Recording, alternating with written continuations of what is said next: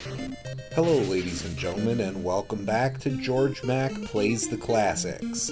Hack, slash, and explore to save the world in Crystalis.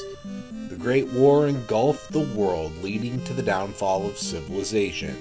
Peace reigned over the remnants for 100 years until the rise of Dragon. Once he understood the mixture of technology and magic would make him unstoppable, he set his plan into motion. A hero from another age, you awake to set things right once again.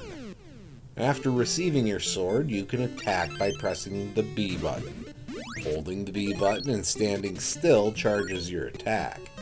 You start with level 1 attacks, but as you collect the sword's corresponding ball and bracelet, you get level 2 and 3 attacks respectively. These take longer to charge, but do more damage. The level 2 attacks are often necessary to break down a barrier of some kind.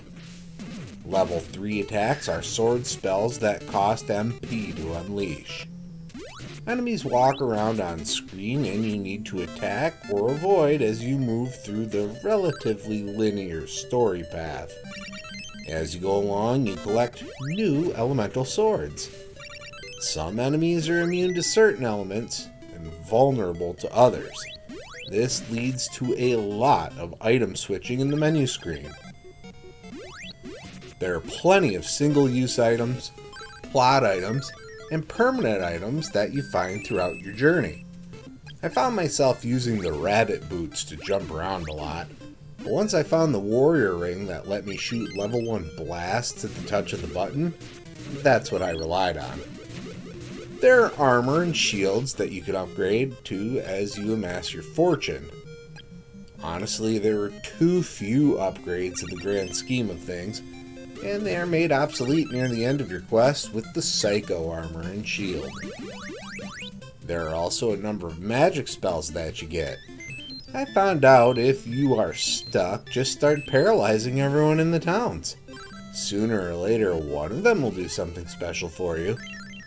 Honestly, the instruction manual gives good hints that will help you brute force your way through the game in item descriptions. Some secrets are found by changing into different characters and talking to the right NPC. Once you get flight, you can soar over obstacles, which is fun.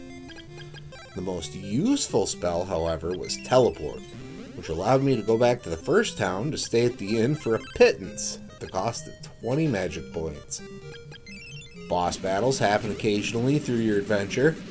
Most of them require a small amount of trial and error, but their patterns are usually easy to pick up on.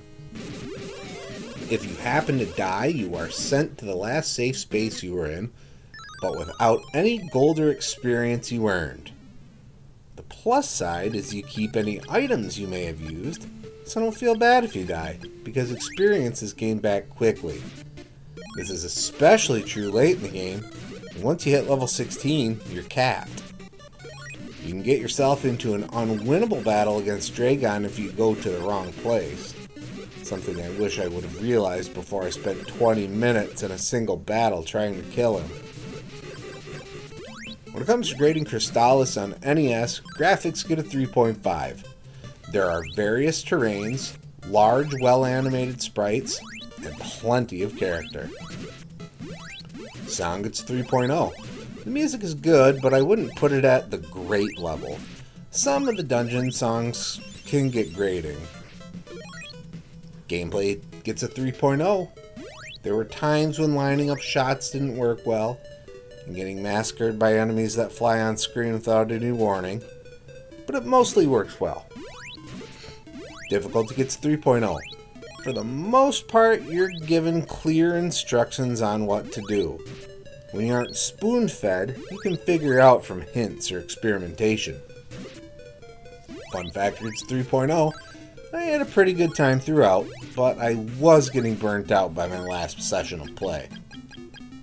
Overall, Crystalis earns a 3.1 and gets a B.